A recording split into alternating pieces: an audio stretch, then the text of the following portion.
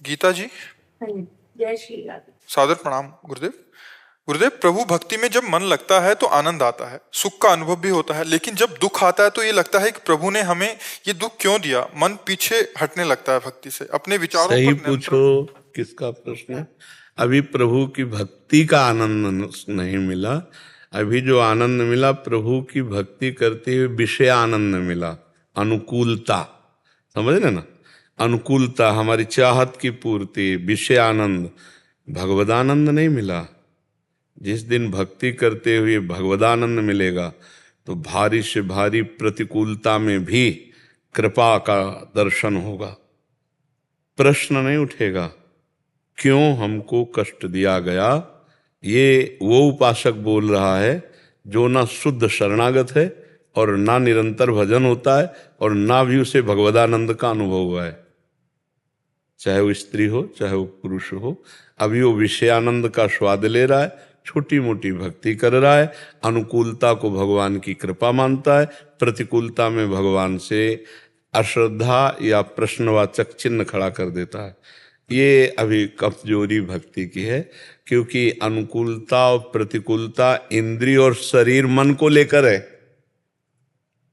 आप देखिए प्रतिकूलता किसको आती है, एक एक चीज को आप समझ जाइए। जैसे आप स्त्री शरीर में हैं तो आपका पति, आपका पुत्र, आपका घर, आपकी संपत्ति, ये प्रभु की दी हुई है। मानते हैं आप? आपका भी शरीर प्रभु का दिया हुआ है। और ये भी मानते हैं कि वो नियत समय के लिए है। मानो अगर पति या पुत्र या परिवार का किसी सदस्य का शरीर का एक नियत समय है, आप भक्ति करो या ना करो वो चला जाएगा। समझ रहे? आपका शरीर एक नियत समय के लिए, आप भक्ति करो या ना करो चला जाएगा। अगर आप भगवान के भक्त हैं तो इस विधान को जानते हैं कि इसका नाम मृत्यु लोक है, यहाँ सब मरेंगे और अपने समय के अनुसार मरेंगे, तो आपको दुख नहीं होना, क्योंकि भगवान की वस्तु है वो, भगवान का जन है वो भगवत स्वरूप है। जितने मिनट, जितने घंटे, जितने दिन के लिए आया उतने दिन टिकेगा, फिर चला जाएगा। अगर आप समझें कि पुत्र के वियोग में या परिवार के वियोग में भक्त को दुख होता है, ऐसा नहीं। देखिए नरसिंह मेहता जी का पुत्र पधारता है, आप पढ़ के देख लीजिए, करताल लेकर नाचते हैं। श्रीवास जी के आंगन में चैतन्य महाप्रभु नृत्य करते हुए कीर्तन कर रहे हैं, उनका पुत्र पधारता है, वो और उछल उछल कर नाचते हैं कि जीव की सदगति हो गई। जहाँ भगवान नाम कीर्तन जाना तो था ही, लेकिन ऐसे समय में गया कि महाप्रभु चैतन्य देव नाम कीर्तन कर रहे हैं और जीव जा रहा है भगवान के धाम, तो वो आनंदित हो रहे हैं, रो नहीं रहे हैं। लेकिन हमारी दशा बदल जाएगी, भगवान से श्रद्धा ही हट जाएगी। नहीं हट जाएगी, मतलब हम लोग फल भक्ति का मायाकृत अनुकूलता चाहते हैं। तो अगर शुद्ध भक्ति के मार्ग में चलना है तो पहले ये समझना होगा कि हमारा शरीर और हमारे संबंधियों का शरीर एक दिन छूटेगा, और वो नियत समय के लिए। वो समय का अपने को तो पता नहीं है कि 10 वर्ष रहेगा कि 10 सेकंड नहीं रहेगा, कोई भरोसा नहीं है। अब हमारे पास भोग सामग्री बची, तो जिस समय जिस भोग सामग्री को हमें भोगने को है तो अनचाहे भी भोगना पड़ेगा। जैसे नहीं चाहते पर दुख भोगना पड़ता है, ऐसे ना चाहने पर भी सुख भोगना पड़ेगा। तो इन भोगों के लिए हम भगवान की कृपा को क्यों तौलें कि अनुकूलता मिली तो जय जय, प्रतिकूलता मिली तो पता नहीं भगवान नाराज है क्या। इसका मतलब वो भक्त अभी भगवान से नहीं जुड़ा, भोगों से जुड़ा हुआ है। उसकी चित्तवृत्ति सच्चिदानंद में प्रभु से जुड़ी होती तो महलों में राखो चाहे झोपड़ी में वास दो, कभी घी घना, कभी मुट्ठी भर चना, कभी वो भी न बना, पर जय जय श्री राधे ही निकलेगा, कभी आपसे शिकायत नहीं होगी। अभी हम भगवान की प्रेम लक्षणा भक्ति को प्राप्त नहीं है, नहीं शिकायत नहीं निकलती कि भगवान के द्वारा जो विधान किया गया है किसी से कहना नहीं, चुपचाप सहना है, वो मंगल में विधान है। भगवान जैसी परिस्थिति में रखे उसमें राजी होना है। तो ये तो हुआ बाहरी दुख जो आप देख रहे हैं, लेकिन अंतर में वो जो सुख हमें प्रदान करते हैं उसके लिए ना हम पात्र दिखा सकते हैं और ना वो बता सकते हैं। विपरीतता तो दिखा दी आपको कि ऐसी परिस्थिति कि हमें ये इतना, लेकिन वो जो हमको रस पिलाते हैं उसके लिए तो ना हम पात्र दिखा सकते हो ना वो बात बता सकते हैं। तो इसलिए हम कहते हैं कि भक्ति का जब सही सुख मिल जाएगा तो हर दुख एक नया आनंद प्रदान करता है। मेरे प्रीतम के द्वारा पास किया दुख मेरे लिए सब कुछ है। मतलब सुख तो आग लगे उस सुख में जो प्रीतम की स्मृति हटा दे, और जय हो उस दुख में जो हर समय प्रीतम की याद में डुबा दे। ये कुछ अलग मार्ग है। तो हम भगवान से शिकायत न करें, हमारे ही प्रारब्ध का। देखो भक्ति तो आज आप कर रहे हैं, लेकिन शरीर रचना बहुत पहले हो चुकी है, और शरीर रचना के समय दो कर्मों से होता है, पाप और पुण्य। तो बिना चाहे जब पुण्य का नंबर आएगा ना, तो अनुकूलता, सुख, प्रणाम, नमस्कार, वाह वाह ही सब मिलने लगेगी। और जब पाप का नंबर आएगा तो गाली मिलेगी, अपमान मिलेगा, दुख मिलेगा, विपत्ति मिलेगी, संकट मिलेगी। तो हमें दोनों सहना है। भक्ति तो हम आज नई खेती है, वो पुरानी खेती है। वो जब आएगी तो हमें घबराना नहीं है, हमारे प्रभु हैं ना, उन्हीं में चित्त लगाना है। हमें दुखी नहीं होना। दुखी सुखी होना ये भक्त का लक्षण नहीं है, संसारी पुरुष का लक्षण है। भक्त हर समय आनंदित रहता है, प्रसन्न रहता है। मेरे स्वामी पहला चतुरासी जी के पद की पहली लाइन है, वो जीवन में उतार ले, महान भक्त बन जाएगा। जोई जोई प्यारो करे, सोई मोही भावे। बस ये लाइन ये भक्त की है। फिर जब सिद्धावस्था उसकी आती है, तब भावे मोही जोई, सोई सोई करे प्यारे। पहली लाइन अपने को उतार ली, आगे वाली लाइन तो प्रभु अपने आप पूरी कर देंगे। जोई जोई प्यारो करे, सोई मोहि भावे। इसलिए मस्त रहो, शिकायत मत करो। जैसी भी परिस्थिति है भोग लो, और खूब नाम जप करो, जय बोलो। जब तुमसे कोई बोले ना कि बड़ी समस्या है, कहो नहीं बहुत कृपा है, राधा रानी की जय। इसका हम आपको श्लोक बताते हैं, श्रीमद् भागवत में लिखा हुआ है। वो श्लोक का सुसमीक्षमाणो।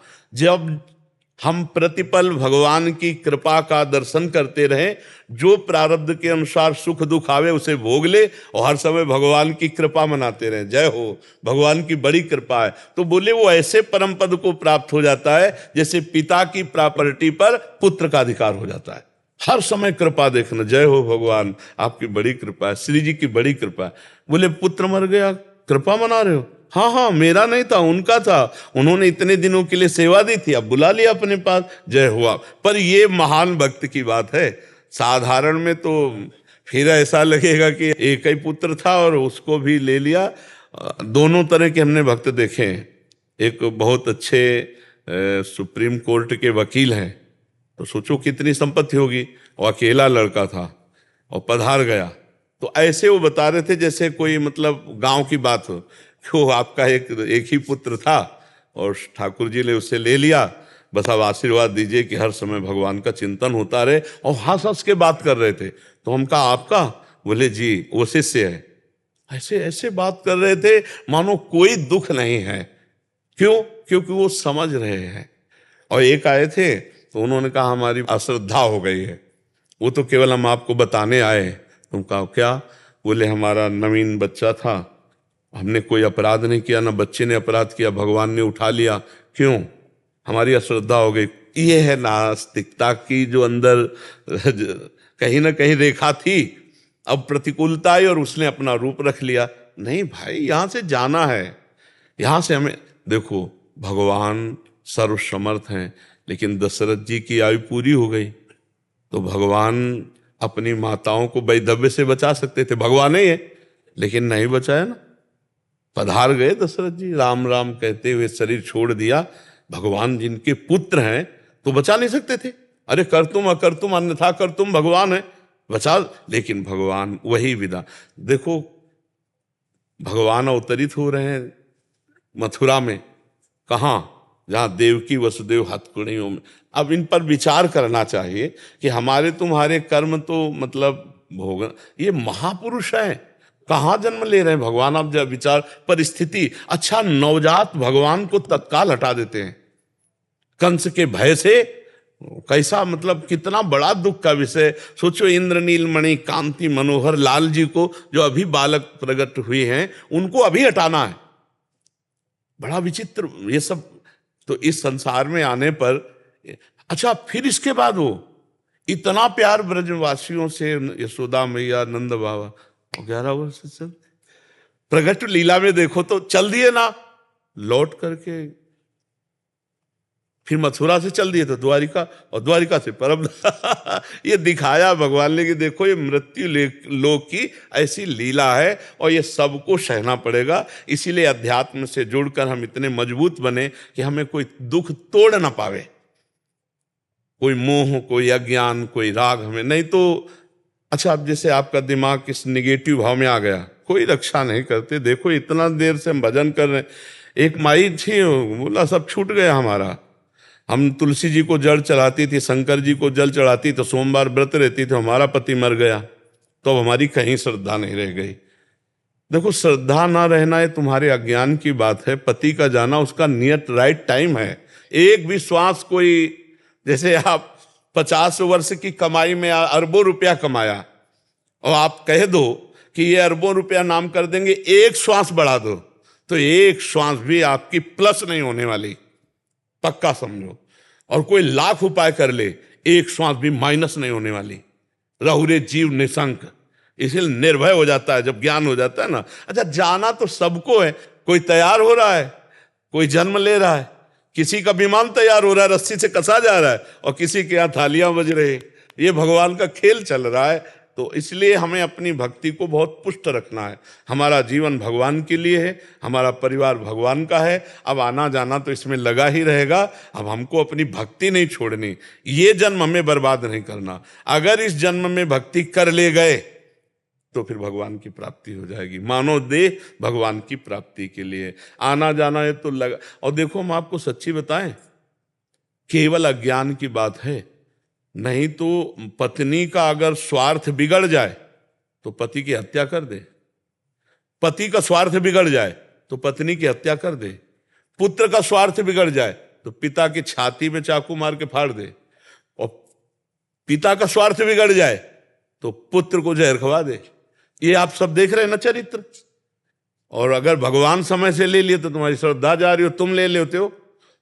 तुम्हारे स्वार्थ बिगड़ जाए तो आप देखो ना, जरा संसार में फैल के देखो, भाई भाई को ट्रैक्टर से रौंद रहा है, मार डाला, भाई भाई को गोली से मार रहा है, ये सब स्वार्थ का खेल हो रहा है। अब हमारा स्वार्थ है जब कोई मरे और उसके प्रति वो रो रहा हो, तब गौर से शब्द सुनना, वो उसके लिए नहीं रो रहा है। वो कह रहा है आज तक जो हमने कहा सब, तो उसकी छाती में हाथ मारा, आज तक जो हमने कहा वो सब पूरा किया, अब कौन करेगा, इस बात के लिए रो रहा है। महाराज जी, एक ऐड आती है पॉलिसी उसकी इंश्योरेंस की, तो वो पत्नी अपने पति तो कहती तुमने इंश्योरेंस नहीं लिया तो मैं क्या करूंगी अब। अपने लिए रोता है, कोई किसी के लिए नहीं रोता। सही पूछला, अपने लिए रोता है, अपने स्वार्थ के लिए, अपनी ममता के लिए, अपनी वासना के लिए। तो थोड़ा भक्ति में उठो, थोड़ा ज्ञान में बनो। देखो भक्ति का रंग गुरु गोविंद सिंह के परिवार में देखो, बच्चे दीवाल में चुने जा रहे हैं, ना पिता टस से मस और ना जो चुने जा रहे हैं वो बच्चे टस से मस। और हम भगवान की भक्ति करते हैं और अपनी मौत या किसी भी मौत से अगर बच्चा मर जाता है, परिवार का सदस्य, तो हमारी श्रद्धा खत्म हो जाती है। और वहां वो महापुरुष चुने जा रहे हैं, वो अंतिम तक पूछ रहे हैं और अपने को चुनवा देते हैं, और वो भी टस से मस नहीं होते। महापुरुषों को कितना कष्ट दिया गया। आप पढ़ो गुरुजनों के, जो 10 गुरुजन हैं उनके चरित्र पढ़ के देखो, भारी से भारी कष्ट सहते हैं लेकिन धर्म से विचलित। हम कैसे भक्त हैं, छोटी छोटी बात में हमें भगवान से श्रद्धा हट जाती है। तो हमने समझा क्या अपनी भक्ति को, अभी खिलवाड़ समझा, अभी भक्ति का रंग नहीं आया है। तो हम ऐसे सुदृढ़ भक्त बने भगवान के चरणों का आश्रय लेकर कि हम सब कुछ सह सके पर भगवान को न छोड़ें, क्योंकि आखिरी जन्म होना चाहिए। अब और ऐसा कलिकाल बढ़ेगा कि भजन साधन या सही मार्ग मिलना बड़ा कठिन, पाखंड ही पाखंड का बोलबाला, धर्म शास्त्र के विरुद्ध आचरण, और वही उपदेष्टा वही सब बहुत। तो पढ़ लिख के विद्या थोड़ी है, तो अनुभव गम में भजें जय संता। जो आप पढ़े हो उसी को अपना साक्षात्कार करो पहले। तो ये परमार्थ नहीं है। परमार्थ एक है अपने मन और इंद्रियों को मारकर भगवान में चित्त को जोड़ना, और यही सिखाना। अध्यात्म तो यहां से प्रकट होता है जब हम नाम जप करते हैं, जितेंद्रियता, धर्म से चलते हैं, अनुष्ठान मंत्रों का करते, जीवन भजन में लगाते, तब हमें शास्त्रों का अर्थ समझ में आता है। शास्त्र ऐसे समझ में नहीं आते, शब्दार्थ, भावार्थ और रहस्यार्थ अलग अलग है। शास्त्रों में जो गुप्त वस्तु रखी गई है वो ऐसे घुमा के रखी गई है कि दक्षिण की तरफ जाना है, लेकिन 10 कदम बाद उसे उत्तर की तरफ मुड़ जाना है, और वस्तु रखी पश्चिम में। अब वो कैसे जानेगा, तो केवल दक्षिण पड़ रहा है, वो आगे की बात वही जानेगा। इसीलिए कहा गया कि महापुरुषों का संग करे, क्योंकि वो अनुभव किए हैं। प्रथम सुने भागवत भक्त मुख भगवत बानी, भगवत बानी भक्त मुख, जो भगवान का भजन करते हैं भगवान उनको रास्ता बता देते हैं, हमारी वस्तु ऐसे रखिए, पहले ऐसे जाओ फिर ऐसे मुड़ो फिर ऐसे, तब वो अनुभव गम में भजें जय संता। वो अनुभव गम में संत जब बताते हैं तो हमारे ऊपर उसका प्रभाव पड़ता है। तो धीरे धीरे इतना भजन कर लो कि अगला जन्म ना मिले, नहीं तो कलिकाल में ऐसा समय आता जाएगा कि सत्य मार्ग का अवलंबन लेने वाले बहुत कम होंगे। होंगे तो जरूर, भगवान की सृष्टि है, पर बहुत कम होंगे। इसीलिए नाम जप करो, ये सब नौटंकी नाटक में कुछ नहीं है। अपने आप जो दुख सुख आ रहा है उसको भोगो, और भगवान मिटा सकते हैं, ये हम बात आपसे कहते हैं। सर्वसमर्थ भगवान मिटा सकते हैं। सुषेण वैद्य को बुलाया भगवान ने, हम तो यही कहते हैं कि भगवान किसी छूछा वाले को बुलाते, बहुत ब्रह्म ऋषि थे, लेकिन लंका से सुषेण वैद्य को, योग्य वैद्य को बुलाया और उनसे पूछा, तो उन्होंने नाड़ी देखी और कहा कि अगर सुबह तक इनको औषधि मिल जाएगी, संजीवनी बूटी, तो ये जीवित रहेंगे, सुबह के बाद इनको कोई जीवित नहीं रह सकता। भगवान विकल थे और हनुमान जी महाराज संजीवनी बूटी ना मिलने पर पूरा पहाड़ उखाड़ के लाए, और जब संजीवनी बूटी घोट के पिलाई तो लक्ष्मण जी जीवित हो गए। इससे भगवान इस चरित्र में दर्शाते हैं कि हमको सुयोग्य वैद्य का आश्रय लेना चाहिए, झाड़ फूंक का नहीं। सुयोग्य वैद्य हमें औषधि देगा, डॉक्टर औषधि देगा, उससे रोग निवारण हो सकेगा। खूब नाम जप करो, भगवान से प्रार्थना करो, वो तुम्हें दुख सहने की सामर्थ्य दे।